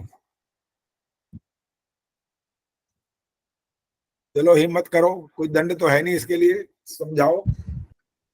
आचार्य जी, ये कि सहना भवतु, कि हम साथ साथ रक्षा करें, सहनौ भुनक्तु, हम साथ साथ पालन करें, गुरु और शिष्य दोनों मिलकर, और सहवीर्यम करवा वही, साथ साथ पराक्रमी बने, और सहना भवतु सहनौ भुनक्तु सहवीर्यम करवा, हम दोनों पढ़े और तेजस्वी बने, और एक दूसरे माँ विद्विषा भई, एक दूसरे से हम द्वेष ना करें। थोड़ा सा आया आचार्य जी। हाँ चलो कोई बात नहीं, संक्षेप में और भावात्मक रूप में सारी बात ठीक है, गलत नहीं है। हाँ जी, गीता बोलो।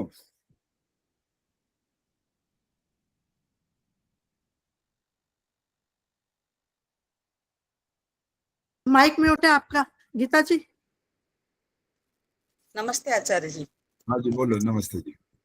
ओम सहना भवतु अर्थात हे ईश्वर, हम मतलब गुरु शिष्य दोनों मिलकर एक दूसरे की रक्षा करें। सहनो भुनक्तु, मिलकर सांसारिक और पारलौकिक सुख भोगें। सह वीर्यम करवा वयई, हम मिलकर बल, श्रद्धा, प्रेम और यश बढ़ाते रहें।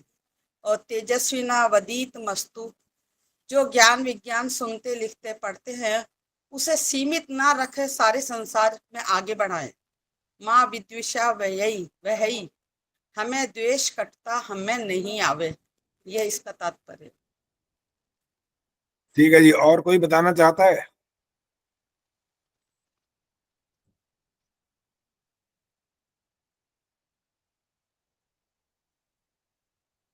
चलो अब ये थोड़ा सा व्याकरण की दृष्टि से ये वाली बात पूछते हैं।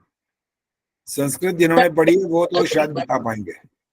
निर्मला जी क्या बोल रहे हैं, बोलो क्या बोल रहे हैं? आप एक बार बता दो, इसको हम लिख लेंगे। बताएंगे अभी पहले जो आपसे लोगों से पूछना है, फिर हम व्याख्या करेंगे, चिंता ना करो। व्याकरण वाली छोटी सी बात पूछ रहे हैं। सुनीता जी तो हाथ खड़ा करो, माइक कर लो बस। ये जो सबसे पहले यहाँ पर जहां से शुरुआत हो रही है, सहना ववतु हो रहा है, ये ना का क्या अर्थ होता है यहाँ पर? बोलो।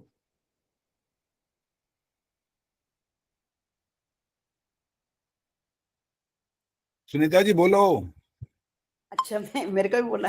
सह साथ न हम ववतु रक्षा करें। ओ बोलना नहीं, भी बोलना ऐसे नहीं है इसका समझाना अर्थ। मत, अभी चुपचाप बैठोगे। यही बताना था क्या? अभी रुक जाओ, अभी जल्दबाजी मत किया करो, सिर्फ हाथ खड़ा करने की बात है यहाँ पर, कभी बोलना मना है। एक एक शब्द का बताना था ना। एक एक शब्द का ही बताना, दोबारा बोलो, अब जरा आराम से बोलो। सह साथ न हम, हाँ, या हमारा ववतु रक्षा करो, ये भगवान से प्रार्थना की गई है।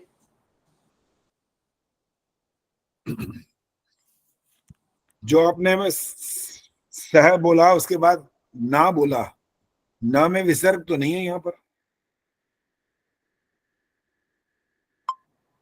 आचार्य जी उसमें ये संधि हो गई होगी ना, नह आवतु। नहीं, चलो सॉरी। कोई बात नहीं, कोई बात नहीं। हाँ जी, और कौन तैयार है बताने के लिए? हाँ जी, अंजू बताओगे? आचार्य जी मैंने संस्कृत सिर्फ 8th तक पढ़ी चलो है। अब ये संस्कृत की पंडिता सामने बैठी हैं, जो बोली थी अभी, आ जाओ अब सामने। पद्मा जी बताएंगी, पद्मा जी। हाँ नहीं, अभी ये बताएंगे मिथिलेश जी, बोलो। मिथिलेश जी बोलो, अब समझाओ। हाँ जी, यहाँ पर ना अयादि संधि है, सह नौ, नौ को आप संधि हुई है, तो नौ जो है इसका अर्थ है हम दोनों।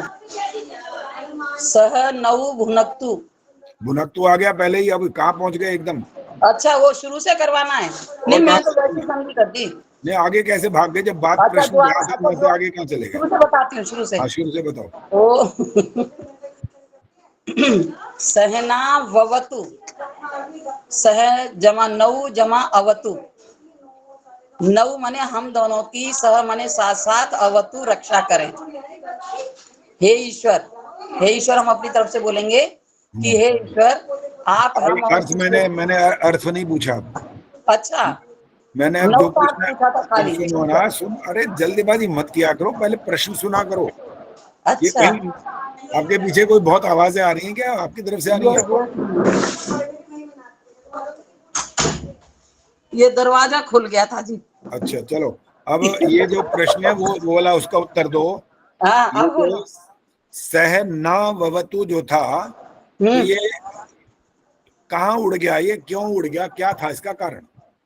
ये उड़ नहीं गया कहीं भी। हाँ। सह जमा नौ जमा अवतु, ये नौ को औ को आव संधि हो गई।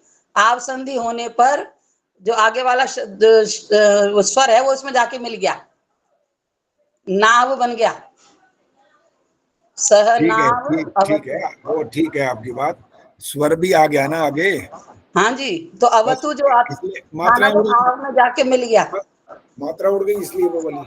मात्रा नहीं उड़ती, औ को आव बना दिया। इकट्ठा तो कर, सह ना ववतु तो हो गया, अब नौ तो हट गया ना वहां पर। नहीं, नौ कहाँ से हटा? जब लिखने में जो आ रहा है वो क्या आ रहा है, चलो वो बताओ। सह, देखो सह नौ, नौ कहाँ है यहाँ पर? सह नौ लिखा हुआ है? नहीं, मैं तो संधि विच्छेद कर रही हूँ। नहीं, विच्छेद मत करो, जो लिखा है पहले वो बोलो। वो बोलूं? सह ना ववतु। हाँ, ये ववतु जो है ना जी, हाँ हाँ, तो ये नौ शब्द है। नौ को जब हमने औ को आव कर दिया तो न जो हलंत हो गया, आ उसमें जाके मिल गया ना में, फिर वह भी हलंत है, अवतु का व में जाके मिल गया, तो सहना ववतु, इसलिए दो व आ गए, एक अवतु वाला वह, एक आव, नव को आव कहा अयादि संधि के द्वारा। बस अब ठीक बढ़ाया आपने सबको, सही समझ आ गई बात, सही बढ़ाया। ये तो सुनना था। मेरे सब व्याकरण कितना ही पढ़ लो जो उतना बहुत पढ़ा। बढ़िया, बिल्कुल ठीक। चलिए ठीक है, अर्थ नहीं आगे पूछना, आगे ठीक है। अब निर्मला देवी जी ने जो बोला था, क्योंकि समय भी समाप्त होने वाला है, इसलिए बाकी बात मैं बताऊंगा, अब ध्यान से सुन लेना और बीच में बोलना नहीं, अब सिर्फ सुनना है। जब हम रक्षा की बात जब करते हैं, साथ साथ हमारी रक्षा हो, तो रक्षा होगी कैसे, ये प्रश्न है। अब पहले कैसे रक्षा होगी, अभी बोलना नहीं, बोलना नहीं है, तैयार बैठे होते आप तो 1 मिनट में, औरों को भी देखना है ना। क्यों, गायत्री गुप्ता जी बोलेंगे।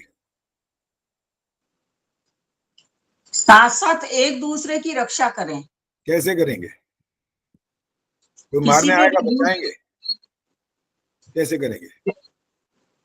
कैसे भी हर क्षेत्र में, ऐसे घर में भी एक दूसरे की करते ही हैं, और बाहर भी, जैसे किसी पे कोई विपत्ति आए, परेशानी, बीमारी आई, हर चीज में रक्षा मतलब एक दूसरे की सहायता करना।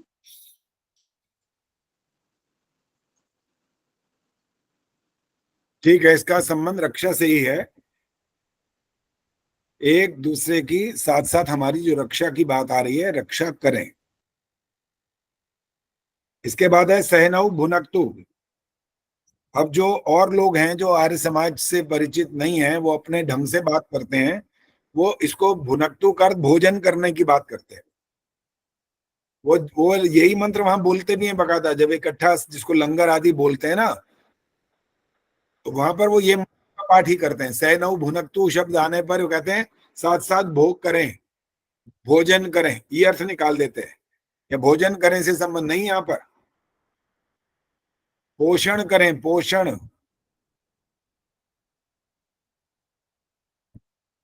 साथ साथ दोनों का पोषण हो।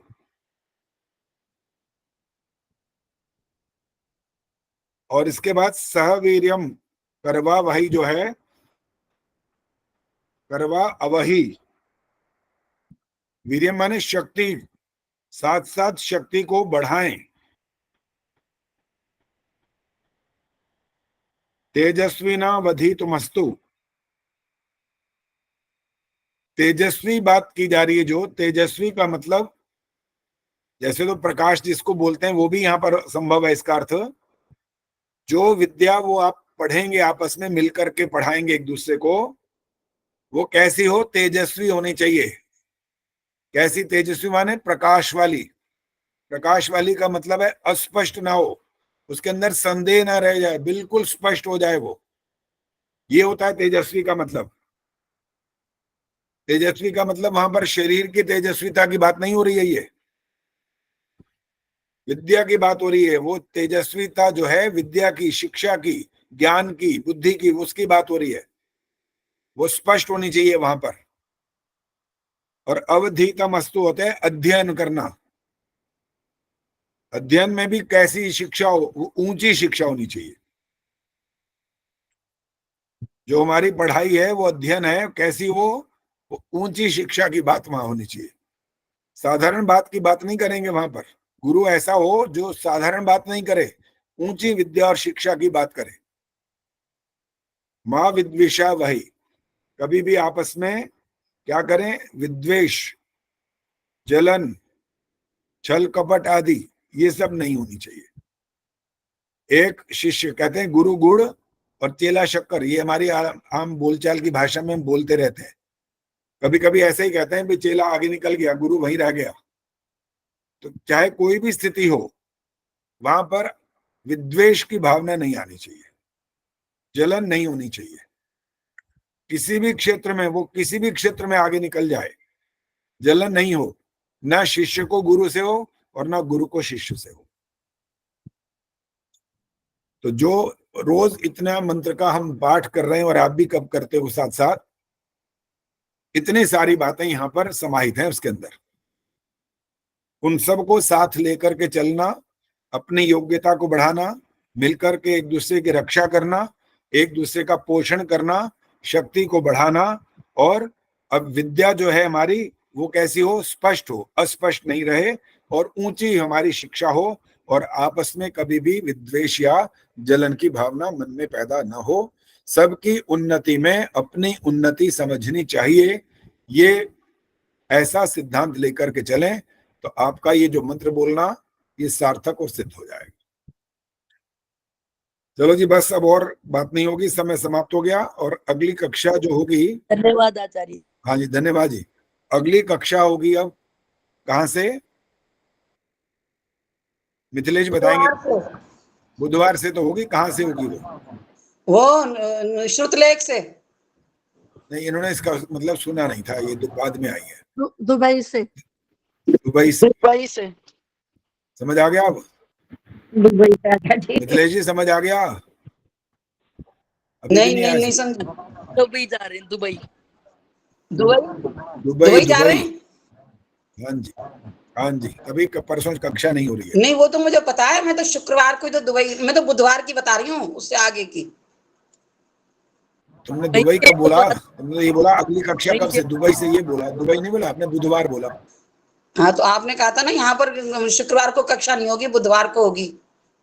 हाँ तो मैं वो वाली बात तो ठीक है, लेकिन कहाँ से होगी ये वाली बात कर रहे हैं, तो आपने उसका जवाब तो दिया नहीं, बुधवार की बात करते रहे बस। चलो अब सुनो। तो अभी जो आपने शुक्लेख की, हाँ जी जा रहे हैं, शुक्लेख की आपने बात की है। सुनो अब क्या क्या आगे प्रतियोगिताएं होने वाली है। लगभग दो महीने के आसपास हम वहां होंगे, और आपकी परीक्षाएं होंगी यथावत जैसे हो रही है। शुक्लेख वाली भी होनी है, एक आपको ट्रैक भेजा जाएगा, उसकी भी प्रतियोगिता होनी है। गायन प्रतियोगिता, आपको भजन लिख करके भेजा जाएगा, मेरा लिखा हुआ भजन होगा, उसको गाना है, ट्रैक पर आपने अपने आप सेट करना है। आपकी आवाज म्यूजिक बिल्कुल बैलेंस्ड हो, एक बार दो बार तीन बार प्रैक्टिस कर करके उसकी तो कोशिश करके करना। और इसके अलावा सत्यार्थ प्रकाश का जो 10वां समुल्लास है वो भी पूर्ण हो जाएगा, तब उसकी परीक्षा भी होगी। और फिर अगर और वहां समय रहेगा इतना और ये वाले सारे काम हो जाएंगे तो फिर आपको स्वस्ति वाचन के अर्थ समझाएंगे, फिर शांतिकरण के समझाएंगे, फिर उनकी भी श्रुतलेख की परीक्षा होगी। बहुत सारे काम है अभी, ठीक है जी। अभी इतना ही कार्यक्रम है, उसके लिए श्रुतलेख की तैयारी जल्दी कर लेना, क्योंकि आपको बता दिया दैनिक यज्ञ और दैनिक संध्या में से शब्द बोले जाएंगे, संस्कृत के जो शब्द हैं वो, और हिंदी के आपको बता नहीं सकते, वो कहीं से भी होंगे। 25 और 25 50 होंगे, 50 अंकों में से आपको अंक मिलेंगे। एक शब्द में अगर 2 या 3 गलतियां होंगी तब भी वो 1 गिना जाएगा। पेपर अपने आप चेक करेंगे, आपके चेक करने पर भी गलती रह गई तो मैं उस 1 अंक को, आपने जो 1 अंक काटा हुआ मैं 2 अंक काट लूंगा, और आपने छोड़ ही दिया होगा वो गलती को चेक ही नहीं कर पाए तो मैं 4 अंक काटूंगा कि आपके आंखों से ये गलती हुई कैसे, क्यों छूट गया। वो अपने आप गलती निकालोगे तो बच जाओगे, और अपनी गलती निकालोगे नहीं तो 4 अंक कट जाएंगे। इसका मतलब पूरा ध्यान से धैर्य से देख करके, क्योंकि मैं आपको सारे लिखे हुए भेजूंगा, उससे आपको चेक करना है। मेरे हाथ के लिखे हुए आपको मिल जाएंगे, बस आप प्रश्न मत करना। अच्छा जी, एक अनुरोध, जहाँ आप भजन आप बोलते हैं ना, जो सुशांत लोक में 2 भजन बोले, एक कल परसों भी जो करनाल में भजन, इन भजनों को ना आप अपने मंत्रोदय पे डाल दें तो हम थोड़ा सा आपके भजनों को गुनगुना लिया करें अपने आप। वो डले हुए हैं, करनाल वाले डाल दिए उन्होंने, सुषमा कुमार ने डाल दिए ना फोटो कॉपी, उन्होंने सुषमा कुमार ने डाल दिए हैं भाई। नहीं वो तो कहीं फिर शब्द समझ में आते हैं, कहीं नहीं आते, लेकिन उसकी फोटो कॉपी होना तो अपने उतार सकते हैं अपनी डायरी में। अपने कान वहीं खूब अच्छी तरह लगा लो, समझ आ जाएंगे, ऐसी कोई बात नहीं। चलिए अब शांत रहिए, देखेंगे। आचार्य जी एक मुझे प्रश्न पूछना है, फिर रह जाएगा, आप चले जाओगे। जल्दी जल्दी बोलो फटाफट। हाँ जी, ये जो ट्रैक पे कह रहे हैं वो हमें ये बता दीजिए कि कैसे हमें रिकॉर्ड करना है। हमें यही नहीं पता कि कैसे हमने उसको समय उसके साथ करना है। कोई सिखाने वाला तो है नहीं। भजन के अंदर सब कुछ लिखा होगा कि ये 2 बार लाइन गानी है, ये 1 बार गानी है, यहाँ म्यूजिक है, सब कुछ लिखा होगा। नहीं लिखा तो होगा, हमें अपने तैयारी करने के लिए जैसे हम लैपटॉप पे करते हैं। ऐसे धुन पर बहुत सारे भजन हैं, उनके पृथ्वी जी के भी गाए हुए हैं जो आज सुन रहे थे, मेरा भी गाया हुआ है, और मैं अपना वाला गा कर नहीं भेज रहा हूँ, आपको धुन सुनते ही समझ में आ जाएगा। अब ये वाली योग्यता बाकी आपकी है कि आप उसको कितना समझ पाओ। हमारे पास तो आचार्य जी ऐसा कोई प्रोविजन नहीं है कि गाइड करने वाला हो। कोई बात नहीं, ये तो अपने अपने समझ है, कितना कितना कौन क्या कर सकता है। अब यहाँ कोई आचार्य संगीत जी, सिखा तो सकते। हाँ जी, मैं जो 500 रुपए का दान दूंगी उसकी रसीद की फोटो भेज दूं मंत्रोदय पर? हाँ बिल्कुल भेज देना जी। ठीक है अब जी। शांत हो जाइए बस, और बहुत बात मत करिए, समय अधिक हो गया है। ओम द्यौः शांतिरन्तरिक्षं शांतिः, पृथिवी शांतिरापः शांतिरोषधयः शांतिः, वनस्पतयः शांतिर्विश्वे देवाः शांतिर्ब्रह्म शांतिः, सर्वं शांतिः शांतिरेव शांतिः, सा मा शांतिरेधि। ओम शांतिः शांतिः शांतिः। जो बोले सो अभय। वैदिक धर्म की जय हो। गुरु महर्षि दयानंद की जय हो। भारत माता की जय हो। आर्य समाज हमारा हमारा वेद की ज्योति जल्दी रहेगी। ओम का झंडा ऊंचा रहेगा। वैदिक ध्वनि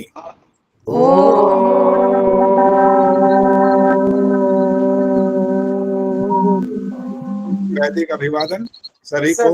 नमस्ते। नमस्ते आचार्य जी नमस्ते जी। हाँ नमस्ते जी सबको। नमस्ते जी। आपकी यात्रा